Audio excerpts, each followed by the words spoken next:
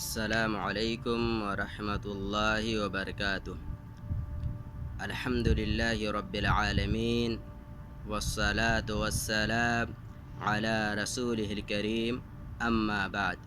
پیارے ناظرین، درس حدیث کے اس پروگرام میں آپ کا استقبال ہے۔ آپ کا بھائی آفاق احمد۔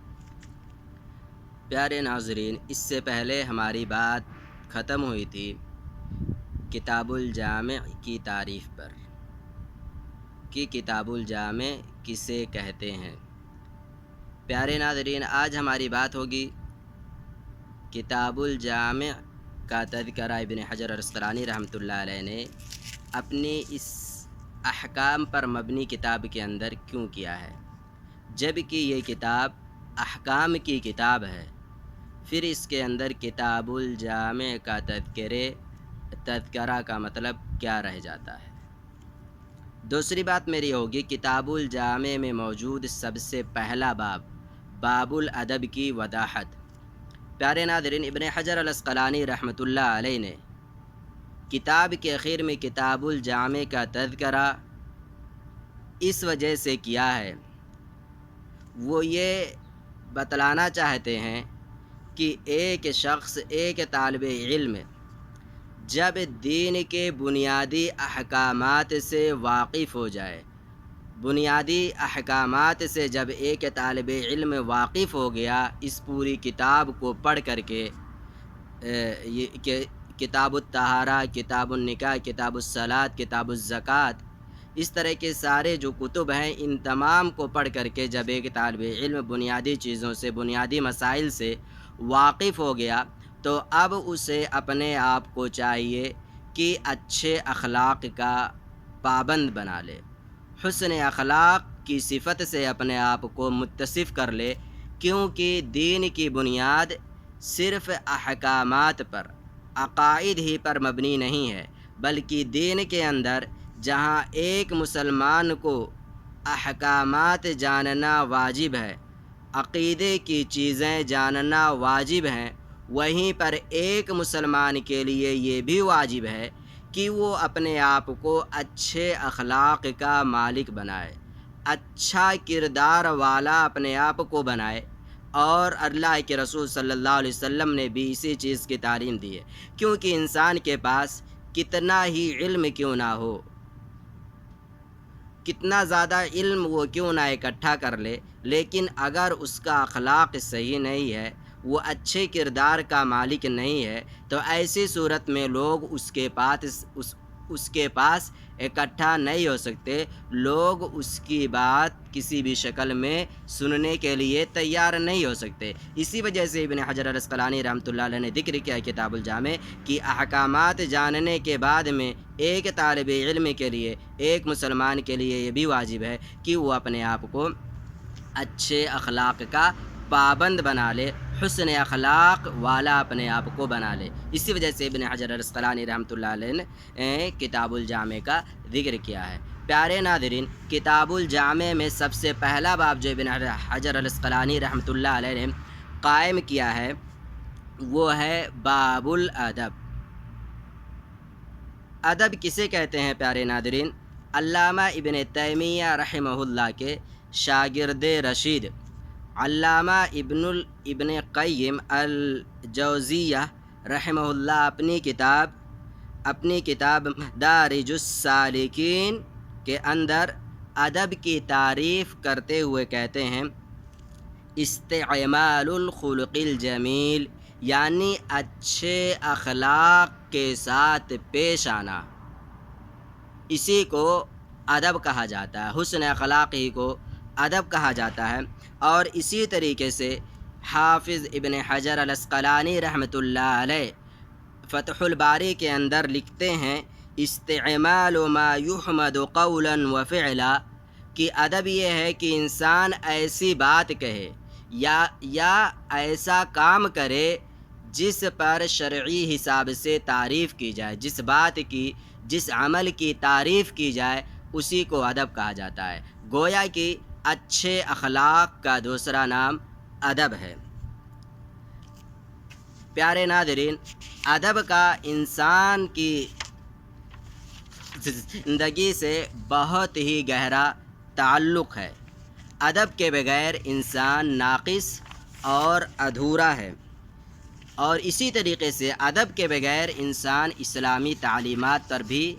مکمل طور پر عمل کرنے والا نہیں ہو سکتا۔ اسی وجہ سے پیارے رسول صلی اللہ علیہ وسلم نے حسن اخلاق کی تعلیم دی ہے، اور خود اللہ کے رسول صلی اللہ علیہ وسلم کے سلسلے میں اللہ تبارک و تعالیٰ کا ارشاد ہے وَإِنَّكَ لَعَلَىٰ خُلُقٍ عَظِيمٍ، سورۃ القلم آیت نمبر 4، کہ اے محمد اکرم صلی اللہ علیہ وسلم، آپ تو عظیم اخلاق کے مالک ہیں۔ پیارے ناظرین، ادب بہت ہی اہمیت کا حامل ہے۔ عبداللہ بن مبارک رحمہ اللہ کہتے ہیں من تہاون بالادب عوقب بحرمان السنن، جو ادب سے غفلت برتے گا وہ نوافل سے محروم کر دیا جائے گا۔ ومن تہاون بالسنن عوقب بحرمان الفرائض، اور جو شخص نوافل سے غفلت برتے گا وہ واجبات والی جو چیزیں ہیں ان سے محروم کر دیا جائے گا۔ ومن تہاون بالفرائض عوقب بحرمان المعرفۃ، اور جو شخص واجبات سے غفلت برتے گا وہ شخص اللہ رب العالمین کی معرفت، یعنی اللہ کون ہے، اللہ رب العالمین کی صفات کیا ہیں، ان تمام چیزوں سے وہ محروم کر دیا جائے گا۔ اسی طریقے سے علامہ ابن قیم الجوزیہ رحمۃ اللہ علیہ اپنی کتاب کے اندر لکھتے ہیں ادب المرء عنوان سعادتہ و فلاحہ، کہ ادب انسان کی کامیابی اور اس کی ترقی کے لیے سب سے، عنوان کا مطلب یہ ہے سب سے بنیادی چیز ہے، یعنی ادب سب سے بنیادی چیز ہے انسان کے سعادت مند خوش بخت ہونے کے لیے۔ وقلت ادبہ عنوان شقاوتہ و بوارہ، اور اسی طریقے سے تھوڑا ادب کا ہونا یہ انسان کے بدبخت ہونے کی سب سے بنیادی چیز ہے۔ اور اسی طریقے سے آگے کہتے ہیں فامس تجلب خیر الدنیا والآخرۃ بمثل الادب ولست تجلب حرمانها بمثل الادب، کہ ادب کی بنیاد پر انسان اس دنیا کی تمام طرح کی خیر اکٹھا کر سکتا ہے، لیکن ادب کو چھوڑنے کی وجہ سے انسان اس دنیا کے اندر جتنے بھی خیر کی چیزیں ہیں ان تمام چیزوں سے انسان محروم ہو جائے گا۔ اسی وجہ سے پیارے ناظرین، ہمارے اسلاف نے، محدثین نے، علماء کرام نے ادب پر مستقل طور پر کتاب لکھی ہیں، ایک نہیں بلکہ مختلف علماء کرام نے مختلف کتابیں مختلف ادوار میں لکھی ہیں۔ چنانچہ علامہ خطیب بغدادی رحمۃ اللہ علیہ نے آداب السامع والمتکلم لکھا، اور اسی طریقے سے امام بخاری رحمۃ اللہ علیہ نے الادب المفرد لکھا، جبکہ صحیح بخاری کے اندر مستقل ادب کے نام سے ایک عنوان امام بخاری رحمۃ اللہ علیہ نے قائم کیا ہے، لیکن اس کے باوجود مستقل طور پر اس کی اہمیت کی وجہ سے الادب المفرد نامی کتاب امام بخاری رحمۃ اللہ علیہ نے لکھی۔ اسی طریقے سے مکارم الاخلاق اور مساوی الاخلاق علامہ خرائطی رحمۃ اللہ علیہ نے یہ کتابیں لکھی، اور اسی طریقے سے روضۃ العقلاء و نزہۃ الفضلاء کے نام سے علامہ ابن حبان رحمۃ اللہ علیہ نے کتاب لکھی۔ پیارے ناظرین، یہ مختصر سی میری بات تھی کہ ادب کسے کہتے ہیں، ادب کا مقام و مرتبہ کیا ہے، اور اسی طریقے سے محدثین نے ادب کے سلسلے میں جو کتابیں لکھی ہیں ان میں سے کچھ اہم کتابوں کا نام میں نے آپ کے سامنے پیش کیا۔ انشاءاللہ اگلی بار میری آپ سے ملاقات ہوگی باب الادب کی سب سے پہلی حدیث جس کے راوی ابو ہریرہ رضی اللہ تعالیٰ عنہ ہیں، ان کے تعارف پر میری اگلی بات ہوگی۔ السلام علیکم ورحمۃ اللہ وبرکاتہ۔